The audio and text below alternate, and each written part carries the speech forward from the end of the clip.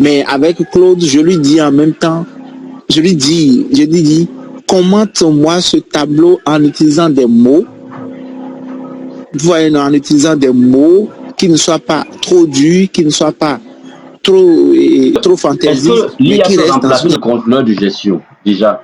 Est-ce qu'on peut créer un système en entreprise où l'IA fait tout à la place du contrôleur de gestion? L'IA ne peut pas remplacer le contrôleur de gestion parce que tout simplement, pour que l'IA puisse fonctionner, il faut qu'on lui demande de faire quelque chose, il faut qu'on lui donne des détails, il faut qu'on lui dise, bon, on a besoin d'ici, on a besoin de ça. Et ça, c'est vraiment l'homme suivant ce qu'il veut comme travail. Donc, l'IA, on ne peut pas prendre l'IA un peu comme un adversaire ou, si je peux dire, un concurrent. L'IA est plus un collaborateur numérique pour faciliter les choses. C'est comme on dit aujourd'hui, quand nous parlons un peu d'audit dans les entreprises, une fois que les gens entendent parler d'audit, les gens commencent à avoir peur parce que tout simplement, on veut venir en greffe vérifier que voilà, les procédures sont bien appliquées et tout. Mais l'intérêt de mettre en place des procédures, c'est juste une parenthèse, c'est pour permettre d'améliorer et de suivre un cadre. Donc ce n'est pas vraiment pour, voilà, c'est pour permettre de baliser. Donc l'IA, dans son sens, qu'il ne pourra pas remplacer, à mon sens, le rôle du contrôleur de gestion, mais il pourra l'accompagner à être plus performant et plus productif. Ça se passe comment en fait avec l'IA? Pour moi, si tu es junior, en quoi l'IA peut t'aider? Premièrement, c'est vrai que quand tu viens de commencer le métier, l'IA peut t'aider à comprendre assez rapidement le métier. Ça, c'est déjà une base.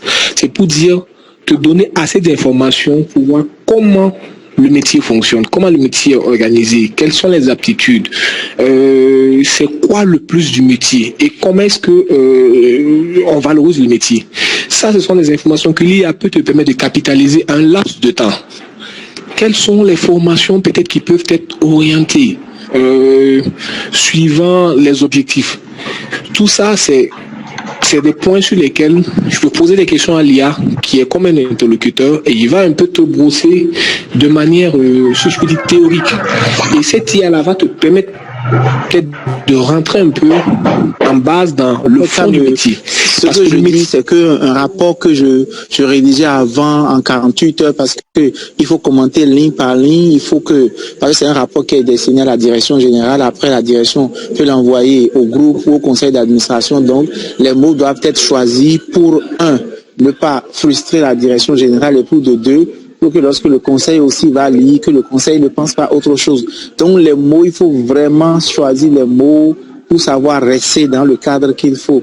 Encore que j'ai aussi un supérieur hiérarchique qui doit valider le rapport. Mais avec Claude, je lui dis en même temps, je lui dis, commente-moi ce tableau en utilisant des mots. Vous voyez, en utilisant des mots qui ne soient pas trop durs, qui ne soient pas trop fantaisistes, mais qui restent dans une réalité humaine compréhensible. Quand je dis ça, par exemple, parce que des fois, quand Claude veut te faire le commentaire, là où il y a une baisse du chiffre d'affaires, Claude peut dire, je donne quelque chose, Claude peut dire une très mauvaise performance. Alors que dans ton rapport, quand tu écris une très mauvaise performance, c'est comme si tout le travail qui a été fait, le travail n'est pas reconnu.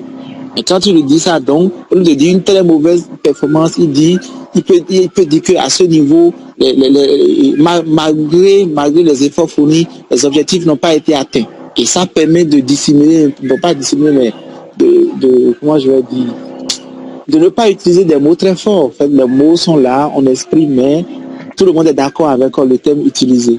Vous voyez, donc ça fait que plutôt que de passer 48 heures, moi, en 2 heures, j'ai pratiquement les commentaires. Maintenant, l'autre chose que je fais, c'est que je prends uniquement les tableaux. Et dans les tableaux, bon, je ne sais pas, parce que c'est des questions de sécurité, il n'y a pas le nom de la compagnie, il n'y a rien qui revient de la compagnie. Tout ce qu'il y a, c'est juste des lignes, chiffre d'affaires et tel niveau. Je donne un exemple, véhicule, moto, appareil électroménager, et puis je mets les éléments et ça me donne juste des commentaires. Et quand moi je prends ça, je l'adapte maintenant à ma réalité. Toujours est-il que ces commentaires sont très bien faits. Ces commentaires sont très bien faits et les évolutions sont très bien commentées. Quand je les lis, je suis vraiment satisfait du travail que Claude me fournit. Mais il faut toujours vérifier. Parce qu'à un moment donné, sur le tableau, ça peut être une variation de 2%, mais je ne sais pas comment Claude trouve 12%. Vous voyez un peu, donc il y a de ces erreurs-là. Il faut toujours vérifier par rapport au tableau, etc.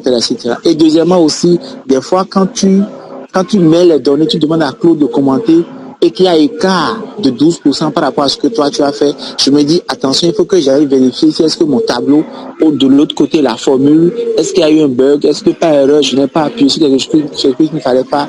Et là, je me rends compte que là où Claude me dit qu'il y a une variation de 12%, Claude a raison. Parce que chez moi, au lieu de 12%, par exemple, il y a eu un moins 1 sur le tableau. Et je me dis, comment c'est arrivé? Et ça me permet d'ajuster. Donc, c'est comme ça que l'IA que je veux l'utiliser. Donc, en tout cas, moi, mon expérience avec Claude, pour l'instant, je ne suis pas encore allé trop loin. Et je n'ai pas encore automatisé aussi.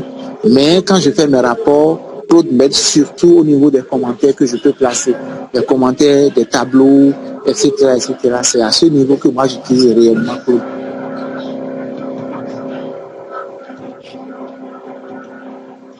Je crois que je vois maintenant qu'ici, Claude, en fait, je comprends très bien. Claude facilite ici la rédaction des reporting. Ça veut dire que, est-ce qu'on peut insérer des graphiques dans Claude pour qu'il essaie de faire l'analyse? Est-ce que seulement les tableaux? Est-ce qu'on peut insérer des graphiques?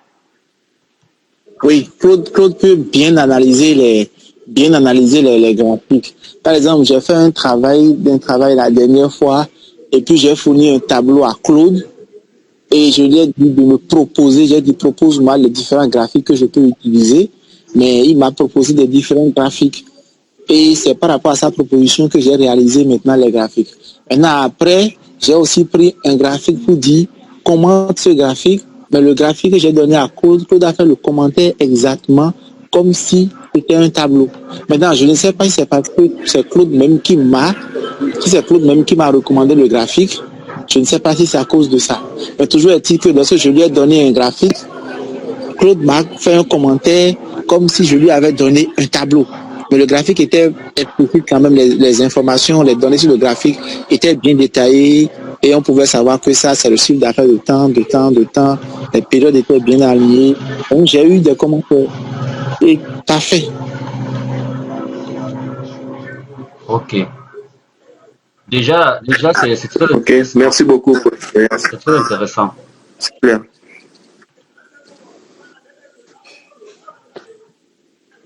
En même temps que Nisland était en train d'expliquer, j'étais en train de faire mes petites recherches dessus. C'est une application, n'est-ce pas, qu'on doit installer dans la machine. C'est bien ça? Hein?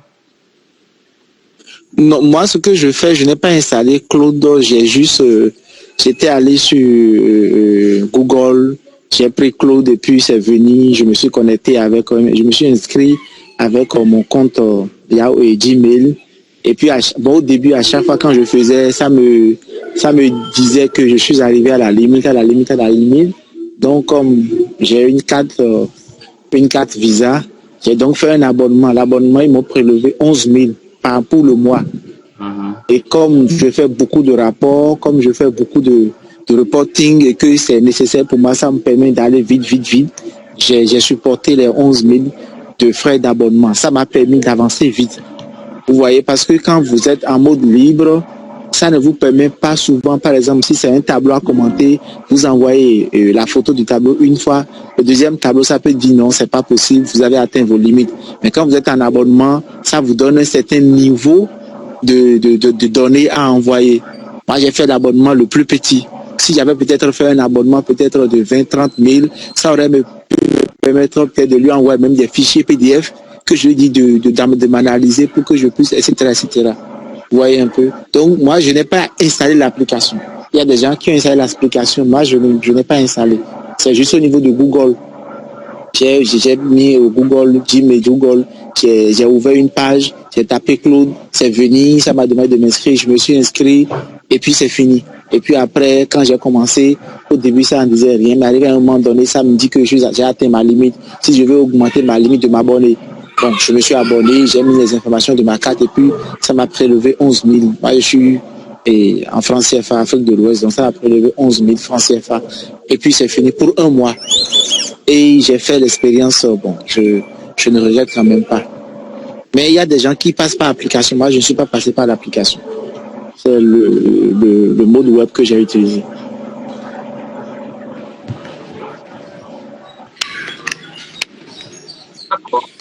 C'est vrai que je vais juste intervenir pour quelques petites parties.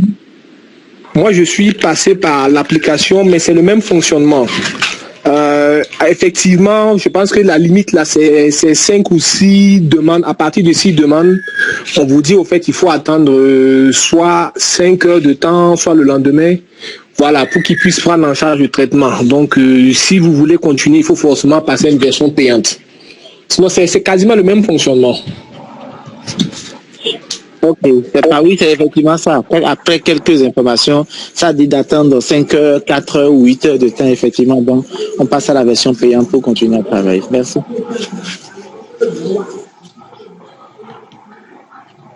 Parce que c'est quelque chose de très très important parce que ça facilite le contrôleur de gestion dans ses reporting. Donc, lorsqu'il est question pour lui de faire des analyses, c'est plus facile en fait. Ça prend moins de temps. C'est très important. Très important, c'est ce volet de code là.